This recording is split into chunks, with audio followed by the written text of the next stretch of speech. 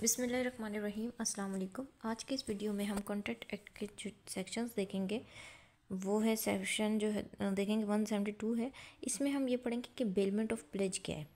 ठीक है, इसमें हम जनरल इसका इंट्रोडक्शन देखेंगे। इसके बाद इसमें जो है वो कौन सी एसेंशियल एलिमेंट्स हैं जो होने चाहिए इस कॉन्ट्रैक्ट के अंदर, इसका जनरल इंट्रो देखेंगे। सबसे पहले हमें ये पता होना चाहिए कि बेलमेंट ऑफ प्लेज क्या है। बेलमेंट ऑफ प्लेज ये एक बेलमेंट है। ठीक है, प्लेज भी एक कॉन्ट्रैक्ट ऑफ प्लेज जो है वो बेलमेंट की ही स्पेशल काइंड ऑफ बेलमेंट ही है, जिसमें आप क्या करते हो कि जब आपको कोई पैसों की ज़रूरत होती है ना, तो आप जो दूसरे शख्स को जो चीज़ गिरवी रखवा कर उससे जो पैसे लेते हो, ठीक है, तो वो क्या है, वो कॉन्ट्रैक्ट ऑफ प्लेज है। फॉर इंस्टेंस एक पार्टी है मिस्टर ए, उसको पैसों की ज़रूरत होती है, वो मिस्टर बी के पास जाता है और लोन लेता है, कितना भी ले लें, ठीक है, 3 लाख रुपए लोन जो है वो इससे लेता है। ठीक है, और ये अपनी जो ज्वेलरी है वो उसके पास जो है वह गिरवी रखवाता है। तो ये क्या है, कॉन्ट्रैक्ट ऑफ प्लेज है। ये एक स्पेशल काइंड ऑफ बेलमेंट होता है। ठीक है, इसमें हमें सबसे पहले जनरल इंट्रोडक्शन जो गिवन है वो है सेक्शन 172 में। इसमें ये बताया गया है कि प्लेज, पॉनर, पॉनी, ये सब चीज़ें बताई गई हैं कि कौन होता है। The payment of good as security for payment of debt और performance of a promise is called pledge. The bailor is in this case called the pawnor and the bailee is called the pawnor. इसमें जो है parties की बात की जाए तो जैसे हमारे पास बेलमेंट में 2 पार्टीज होती थी, एक होता था बेलर, ऐसे ही था, और एक होता था बेली। ये 2 पार्टीज होती थी। अब इस सिनेरियो में भी यही 2 पार्टीज़ हैं। ठीक है, लेकिन इनकी नेम चेंज कर दिए। इसका बेलर का नाम पॉनर कर दिया है। कॉन्ट्रैक्ट ऑफ प्लेज की बात की जा रही है। ठीक है, और इसमें जो है इसका पॉनी नाम रख दिया गया है। इसको प्लेजर भी कहते हैं और इसको प्लेजी भी कहते हैं। समझ आ रही है, ये पार्टीज़ हैं इस कॉन्ट्रैक्ट के अंदर, ये पार्टीज़ होती हैं। इसमें क्या होता है, आप क्या करते हो कि डिलीवर करते हो अपनी कोई भी गुड्स, ठीक है, सिक्योरिटी के लिए, किसको, प्लेजर और प्लेजी को, प्लेजर और पोनर, जो पोनर होता है उसको। पोनी जो होता है वो बेली है। पोनर को आपने क्या, पोनर अपनी कोई भी सिक्योरिटी जो है वो देता है, उस लोन के बदले में कोई भी अपनी वैल्यूएबल चीज़ जो है वो गिरवी रखवाता है किसके पास, पोनी के पास। पोनी क्या है, बेली है। समझ आ रही है। और इसमें क्या है, इसमें यह है कि पोनी कौन है, जिसको आप गुड्स को डिलीवर कर रहे हो। ठीक है, वैल्यूएबल चीज़ कोई भी जो है वो आप गिरवी जो चीज़ रखवा रहे हो, जिसको दे रहे हो, वो कौन है, पोनी है। ठीक है, फॉर इंस्टेंस अगर हम एग्जांपल लें यहाँ पे, जैसे हमारे पास एक पार्टी है एस और एक है आर। ठीक है, अब इसको जो है वो लोन चाहिए, इसने लोन के लिए इसके साथ अप्लाई किया और इसने अपनी ज्वेलरी जो है ना वो क्या कर दी, सिक्योरिटी के तौर पर इसको दी। ठीक है, अब इस सिनेरियो में ये जो एस है ये यहाँ पर पोनर है, ठीक है, और प्लेजर है। ठीक है, और ये जो आर है, ये बेली जो है यहाँ पर प्लेजी है और पोनी है। ठीक है, ये पार्टीज हैं इसके अंदर। अच्छा, प्लेज में आप क्या करते हो कि गुड्स को एज अ सिक्योरिटी देते हो और उसके बदले आप क्या लेते हो, लोन लेते हो। ठीक है, इसमें अगर मैं इस कॉन्ट्रैक्ट के अंदर, बेलमेंट ऑफ प्लेज के अंदर, कॉन्ट्रैक्ट ऑफ प्लेज के अंदर डिलीवरी की बात करूँ तो डिलीवरी जो है वो इसमें गुड्स की 2 तरह की हो सकती है। एक होती है एक्चुअल, दूसरी होती है कंस्ट्रक्टिव। एक्चुअल में तो ये हुआ कि आपने लोन लिया और एट द सेम टाइम आपने पोनी के हाथ में ज्वेलरी भी पकड़ा दी। अगर ज्वेलरी की वजह से आप लोन ले रहे हो, और इसमें लोन जो है हमेशा आप किसके बदले लेते हो, मूवेबल प्रॉपर्टी के लेते हो, बदले लेते हो। ठीक है, प्लेज है।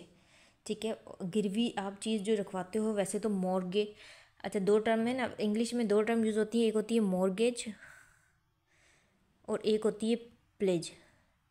अब दोनों को अगर उर्दू में देखा जाए तो मीनिंग इनकी गिरवी रखना चाहिए इसको। ठीक है, लेकिन इंग्लिश में इसको प्लेज जो होगा वो हमेशा मूवेबल प्रॉपर्टी का होगा। कोई भी अब उसमें शेयर हो सकते हैं, इसमें आपकी ज्वेलरी हो सकती है। ठीक है, इसमें कोई भी वैल्यूएबल सिक्योरिटी वगैरह कुछ भी हो सकता है। लेकिन मॉर्गेज जो होगी वो हमेशा इमूवेबल प्रॉपर्टी की होती है। इसमें आप इमूवेबल प्रॉपर्टी में लैंड हो गई, आपके पास कोई भी बिल्डिंग हो गई, ये चीज़ें आप मॉर्गेज करते हो। इमूवेबल प्रॉपर्टी में मॉर्गेज होता है और ये कॉन्ट्रैक्ट ऑफ प्लेज है। समझ आ रही है, और ये स्पेशल काइंड ऑफ बेलमेंट ही है। ठीक है, और इसमें क्या होता है कि इसमें अब मैं डिलीवरी की बात कर रही थी जी, एक्चुअल होती है और एक होती है कंस्ट्रक्टिव। एक्चुअल में क्या हुआ कि आपने जो है वो चीज़ जो है जिसके बदले आपने पोनी से लोन लिया है वो आपने उसको पोनी को दे दी, ठीक है। जैसे ज्वेलरी ली तो उसी टाइम ज्वेलरी की डिलीवरी कर दी, ठीक है। लेकिन कंस्ट्रक्टिव में ऐसा है कि कंस्ट्रक्टिव में आप ऐसा करते हो कि फॉर इंस्टेंस आपके पास क्या है कि कोई स्टोर है जिसमें गोदाम है जिसमें जो है गुड्स पड़े हुए हैं, ठीक है। तो अब आप उस गुड्स की डिलीवरी कैसे करोगे? उस गुड्स की डिलीवरी ऐसे करोगे कि आप उसकी चाबी जो है ना वो उसको पोनी को दोगे। ये आप पूरी गुड्स तो उठा के उसको नहीं दे रहे ना, आप उसकी चाबी दे रहे हो। तो ये कंस्ट्रक्टिव क्या है? कंस्ट्रक्टिव डिलीवरी है, ठीक है। अच्छा, अब इसमें हमारे पास इस वैलिड प्लेज की में क्या क्या एसेंशियल चीज़ें होनी चाहिए कि वो समझा जाएगा कि ये प्लेज जो है वो वैलिड है, ठीक है। सबसे पहले हमारे पास ये होना चाहिए कि जो प्लेज आपने कर रहे हो, ठीक है, प्लेज में आप जो चीज़ गिरवी रखवाते हो वो मूवेबल ही होनी चाहिए। प्लेज होती मूवेबल चीज़ की है, तो इसमें आपकी पहली एसेंशियल चीज़ ये है कि जब आप कॉन्ट्रैक्ट ऑफ प्लेज करते हो तो उसमें आपने जो चीज़ गिरवी रखवानी है वो मूवेबल होनी चाहिए।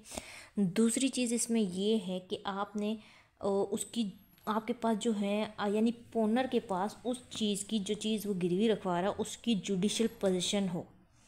It means he should be the owner, उसको ओनर होना चाहिए उस चीज़ का, लॉफुल ओनर होना चाहिए। ऐसा नहीं पजेसर कि उसके पास पोजीशन हो और वो जाके चीज़ जो है वो गिरवी रखवा दे, ऐसा नहीं होगा।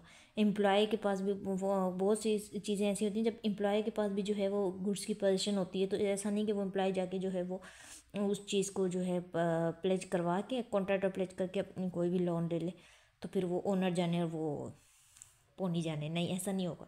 उसका जो है जुडिशियल पोजीशन उसके पास होनी चाहिए। इट मीन्स कि उसके ऊपर लॉफुल ओनरशिप होनी चाहिए उस चीज़ की। तीसरी बात यह है कि प्लेज में जो है ना वो ट्रांसफ़र ऑफ पोजीशन होनी चाहिए, यानी आप जो लोन ले रहे हो उसके बदले में आपने गुड्स को ट्रांसफ़र करना है, ठीक है। पोजीशन ट्रांसफ़र करनी है, इधर वो किस जो है वो कंस्ट्रक्टिव हो या फिर वो एक्चुअल पोजीशन हो, लेकिन आपने ओनर ने पोनी को वो जो है डिलीवरी करनी है, ट्रांसफ़र करनी है पोजीशन। अच्छा, चौथी चीज़ इसमें ये है कि एसेंशियल पार्ट में चौथी चीज़ हम ये कह सकते हैं कि इसमें ये है कि जो प्लेज आप कर रहे हो, जो चीज़ आप गिरवी रखवा रहे हो सेलेबल हो। ऐसा नहीं हो कि उसकी कोई मार्केट वैल्यू ही ना हो और आप उसको सेल करो। ऐसा नहीं हो कि जैसे आप गोल्ड की ज्वेलरी रखवा रहे हो तो उसकी तो मार्केट वैल्यू है, उसकी तो आपको कुछ पैसे मिलेंगे, आप सेलेबल है वो चीज़। लेकिन अगर आप आर्टिफिशियल हो तो उसकी तो कोई डिमांड ही नहीं है, तो इस तरह की नहीं, वो सेलेबल कमोडिटी हो, ठीक है। इसके बाद प्लेज में क्या होना चाहिए? प्लेज में ये होना चाहिए कि रिटर्न ऑफ गुड हो, यानी जब आपका ऑब्जेक्ट पर्पस पूरा हो जाता है कॉन्ट्रैक्ट ऑफ प्लेज का, जो पोनर है उसने जो है पैसे वापस कर दिए पोनी को सूटेबल टाइम के अंदर, स्टिपुलेटेड टाइम के अंदर, ठीक है। और पोनी जो है फिर अब पोनी की क्या जिम्मेदारी है, लाइबिलिटी है कि वो जो है जो गुड्स पोनर ने गिरवी रखवाए थे, प्लेज करवाए थे किसके पास, पोनी के पास, वो उसे रिटर्न कर दे। जब वो रिटर्न कर देगा तो कॉन्ट्रैक्ट ऑटोमेटिकली टर्मिनेट हो जाएगी। ये एसेंशियल पार्ट्स हैं किसी भी वैलिड कॉन्ट्रैक्ट ऑफ प्लेज के लिए। बेलमेंट का ही स्पेशल पार्ट ऑफ बेलमेंट ही कॉन्ट्रैक्ट ऑफ प्लेज जो है, स्पेशल पार्ट ऑफ बेलमेंट ही है, बेलमेंट ही कंसिडर की जाती है।